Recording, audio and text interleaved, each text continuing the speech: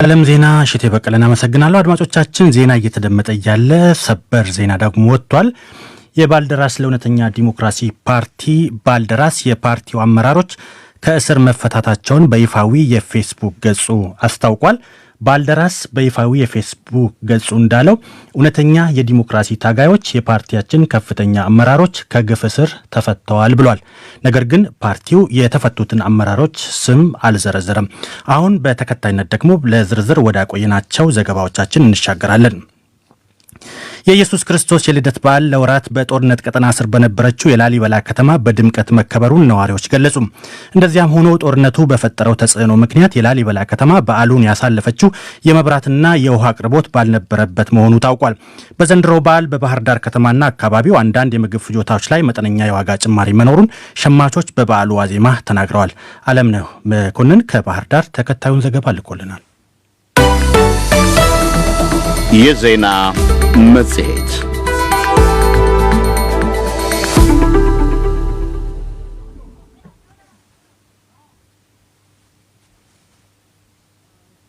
የቅዱስ ላሊበላ ከተማ የኢየሱስ ክርስቶስ የልደት ቀን በድምቀት ከሚከበርባቸው አካባቢዎች ቀዳሚው ነው።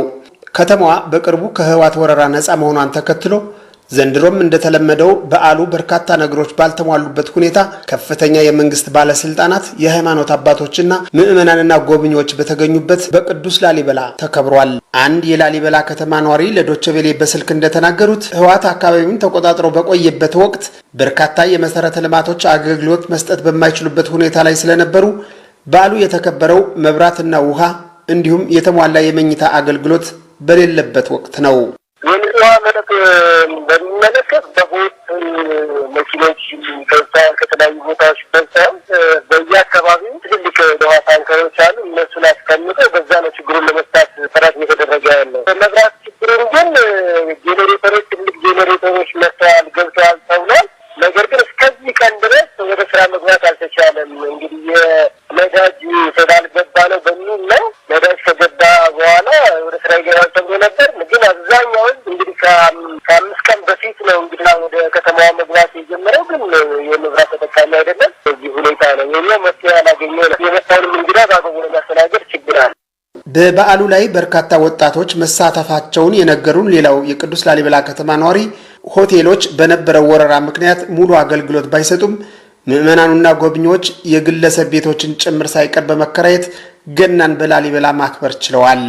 የመብራትና የውሃ እንደ ልብ አለመኖር በበዓሉ ላይ መጠነኛ ጥላ ቢጥልበትም በዓሉ በሰላም መጠናቀቁን ተናግረዋል። የውሃ ችግርና የመብራት ችግር አለ። ያው በጄኔሬተር ምናምን አንዳንድ ኬዝ ተቀባሉ። ግን ያው ህዝቡ ደስ የሚለው ነገር አሁን ዘንድሮ የመጣው ጉዞ ወጣት ነው። በዓሉ በሰላም ነው እያለቀ ነው። የሰሜን ወሎ ዞን የሰላምና ደህንነት መምሪያ ኃላፊ ኮሎኔል ኃይለማርያም አምባዬ በዓሉ ያለምንም የጸጥታ ችግር መጠናቀቁን ለዶቼ ቬለ በስልክ አስረድተዋል። የጸጥታ ችግር ያጋጠመ የለም። አጠቃላይ የመከላከያ ሰራዊትና ልዩ ኃይል፣ ሚሊሻው፣ ህዝባዊ ፖሊሱ፣ አድማ ብተናው በየስራ መስኩ ተመድቦ የጸጥታውን ስራ ለማስከበር የእያንዳንዱ ቦታ ተሰጥቶታል። ከፍተኛ ባለስልጣኖች የፌዴራልም የክልልም መጥተዋል እና በዓሉ በደንብ የተከበረበትና የጸጥታ ሁኔታ በሰላም የተጠናቀቀበት ሁኔታ ነው ያለው። ይህ በእንዲህ እንዳለ በዚሁ በላሊበላ ከተማ የበዓል ገበያ ሻጭና ገዢ በተመጣጣኝ ዋጋ ሲገበያዩ እንደዋሉ አንድ የከተማዋ ነዋሪ አመልክተዋል። በሬ ደህና በሬ እስከ 18 የተሸጠ ነው። ሙክት እስከ 6 በቃ ደህና ሙክት እንደዛ እየተሸጠ ነው። ገበያው በጣም አሪፍ ነው። በጣም ደስ ነው የሚለው ጥሩ ነው። የድሮ ወኔው ተመልሷን ሰው አሁን በባህር ዳር ከተማና አካባቢውም የቡና ዋጋ በዓሉን ተከትሎ ጭማሪ ማሳየቱን ሸማቾች ገልጸዋል። ቡና 280 እስከ 300 ብር ይባላል። የወንበራ፣ የአርባ ምንጭ፣ ይርጋ ጨፌ፣ የወለጋ መርጠ ተገዛለ። ቅመማ ቅመም በተመለከተ በርበሬ ከ280 በላይ ነው። ኮረሪማም በጣም ጨምሯል። ቁላልን፣ ዶሮ በተመለከተ ሁሉም ነገር አመት በዓል ጋር ተያይዞ ስለሆነ ጭማሪ ነገር አለው። ባለ 5 ሊትር እሽጉ ኦማር ፎሎር የሚባል የተለያየ ስሞች ያላቸው ዘይቶች እሽጎች ስላሉ እነሱ ከ620 እስከ 630 ይባላል። አንድ ሊትር የሚሰፈረው ለምሳሌ የኑግ ዘይት በሊትር 150 ብር ነው የሚሸጠው። ሌሎች ደግሞ ሽግሽግ በሊትር አንዳንድ የታሸጉት ደግሞ ለብቻ ከ35 እስከ 140 ይባላሉ። የእንስሳት ግብይቱ ካለፈው አመት መጠነኛ ጭማሪ ማሳየቱንም ገዢዎች አስረድተዋል።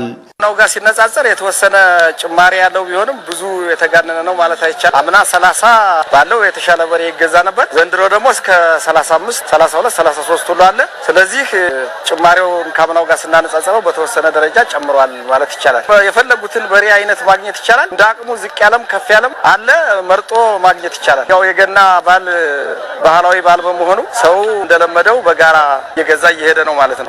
የኢየሱስ ክርስቶስ የልደት በዓል ዛሬ በመላው የክርስትና ተከታዮች ዘንድ በመላ ኢትዮጵያ በተለይም በቅዱስ ላሊበላ ከተማ የውጭ ጎብኚዎችና የሀገር ውስጥ ታዳሚዎች በተገኙበት እየተከበረ ነው። ዓለምነው መኮንን ለዶይቼ ቬለ ራዲዮ ባህር ዳር። የገና በዓል በአዲስ አበባ የክርስትና እምነት ተከታዮች የክብረ በዓሉን ሃይማኖታዊ ስርዓት በማሰብ ባህላዊ ክንዋኔዎችንም በመፈጸም አክብረውት ውለዋል።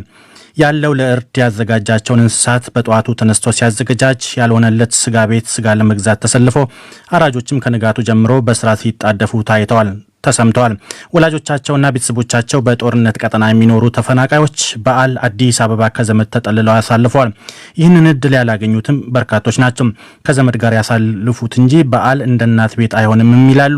በሌላ በኩል በአዲስ አበባ ለወትሮ ያጡ ጧሪ ደጋፊ የሌላቸውን ተሰባስበው ሲያበሉና ሲያጠጡ ይታዩ የነበሩ በጎ አድራጊዎች አሁን ብዙም አልታዩም።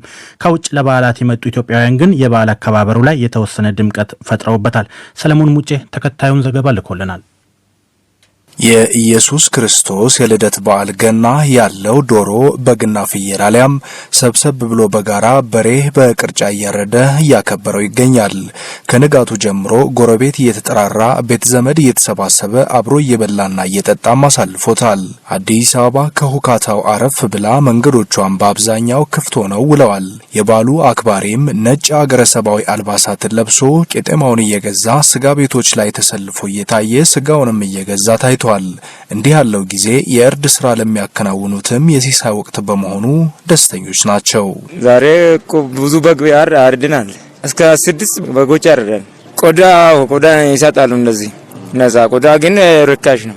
15 ብር ቆዳ ገበያ ላይ 15 ብር ነው ቆዳ። በፊት ውድ ነበር እኮ በፊት 200 ምናምን ብር ነው። አሁን ቆዳ ተቀንሷል። እንግዲህ ነፃ ነው የሰጡ። ባለ አሪፍ ነው። ቆንጆ ነው። አዎ አሪፍ ነው። በጣም አሪፍ ነው። እዛ ታች ሲሆነ ስራ አለ። በቃ አሁን አንድ በግ ጋርደን ያው ወደ ቤት ገብተን ልጆች ጋር ከቤተሰብ ጋር ጫፈራ ምናምን ይጫፈራል። እሺ እናመሰግናለን። መልካም ነው። ኢትዮጵያ በጦርነት ውስጥ ከርማለች። ራሳቸውን ችለው በዓልን በደስታ ያከብሩ የነበሩ ሚሊዮኖች አሁን የለጋሽ እጅ ጠባቂ ተረጂ ሆነዋል። የ15 ዓመቷ 9ኛ ክፍል ተማሪ ከሰቆጣ አካባቢ ሸሽታ አዲስ አበባ ወንድሟ ጋር መጥታለች። ቡና ተፈልቶ በግ ታርዶ በቤተሰብም ተከባ በዓልን ታሳልፍ እንደነበር የምትናገረው ይህች ታዳጊ ይህ ዛሬ ታሪክ ሆኖባታል። አሁንም እናቷ አበርገሌ አካባቢ ስልክ ስለማይሰራ እንዴት በዓሉን እንዳሳለፈች ማወቅም አልቻለችም። እናቴንም ያው እንኳን እዚሁኛም ያው ስልክ ቢሰራም እንኳን አደረሰኝ ነበር። እናቴንም አላገኝም። እህቶቼንም ያው ትንሽ ግን ቅርብ ብሎኛል። እንድሜ ስላለ ያው ትንሽ ቅርብ ብሎኛል። በቃ እዛም ሄድሽ ቤተሰብ መጥቶ ብዙ ሆነን ቡና ሲፈላ ራሱ በጣም ሰው በዝቶ በጣም ብዙ ሆነን ነው ደስ ብሎ የምናሳልፈው። አሁን ግን የለም። አሁን የለም። ያው ወንድም ያለ ግን ዝሮ ትንሽ ቅርብ ብሎኛል። ወንድሜ ያው እንዳይገባብኝ በጣም ቅርብ ብሎኛል። ይሄ በስራ ስልክ አልደወልኩም እንደነጋው እንኳን አደረሳችሁ ስልክም አይሰራ እንዴት እንደሆነም አላውቅም ሁኔታቸው። ከነቴ ባል ነው ተደቻ አላውቅም ከነቴ ጭራሽ አሁን መጀመሪያ ነው ባል ከነቴ ስለየ። ስለዚህ እኔ በጣም ደስ አላለኝም። ዝሮ እንደነትም ይሆን የለም። አሁን ከቀያቸው ርቀው ጦርነትንም ሸሽተው ከለመዱት ህይወት ርቀው የሚኖሩት ብዙ ናቸው። ለዚህም ያልበቁት ቀላል የሚባሉ አይደሉም። ባዶ ቀርተው ወደ ተራቆቱ ከተሞች ወደ ቤታቸው የተመለሱትም ቤታቸው ባዶ ነው የሚጠብቃቸው። ከዋገምራ ተፈናቅላ የመጣችው ታዳጊ ወንድም አሁን ቢያንስ ከእህቱ ጋር በዓልን ማክበር መቻሉ ፈጣሪውን እንዲያመሰግን አድርጎታል። ያው በዓል በተገኘው ቤት ባፈራው ነገር እያሳለፍን ነው የምንገኘው። ያው እንዳጋጣሚ ነው ምንም ያው ሲስተር ያው ከሰቆጣ ተፈናቅላ መታሰረ ነበር እኔ ጋር ያሳለፈች ነው። ጭንቀት ላይ ነበርኩ። ስለዚህ ሪሌቲቭሊ አሁን ደህና ነኝ። ሰኔ አካባቢ ላይ ስለነበር እኛ አካባቢ የተቋጠሩት የህወሓት አማጽያን ከሰኔ ከአዲስ ዓመትን ለማክበር አስበን ሽርጉድ ብለን ለማሰብ ልክ እንደሌላው ሰው አዲስ ዓመትን ለማክበር ብለን ግን ያ ጭንቀት ውስጥ ነው ውጥረት ውስጥ ነው ያን ያከበር ነው። ሙሉ ቤተሰብህን የእናት የአባት ሙሉ ቤተሰብ ጦርነት ቀጠና ውስጥ አስገብተ እነሱ የሚበሉትና የሚጠጡት ነገር አጥተው እንደሆነ ያወክ የሰማ አንተ እዚህ በተድላ ፍየል ቁርጥ መብላት መጠጣት ጤነኛ አይምሮ ላለው ሰው ያስደስታል ብያለሁ። በጣም ከባድ ነው። ግን አንዳንድ የሰው ልጅ ነገሮች መላመድ ስለሚችል ብቻ አካባቢ መስለት ትኖራለህ እንጂ ያም በጣም ፈተና ነው ነበረው። ከመስከረም ከነበረው በዓል ያሁኑ ይሻለኛል ቢሆን ትንሽ ዋህቴ ከአንደኛው ጋራ ማክበር ይችላል። ከተማው ላይ ከውጪ ከሰሞኑ የመጡ ኢትዮጵያውያን ለበዓሉ የተለየ ሞቅታ ሰጥተውታል። ሆኖም በሌላ አኳኋን ጎድሎ የታየ ነገር አለ። ጧሪ ደጋፊ የሌላቸውን ሲያበሉ ሲያጠጡ ይታዩ የነበሩ በጎ አድራጊዎች አሁን ብዙም አልታዩ።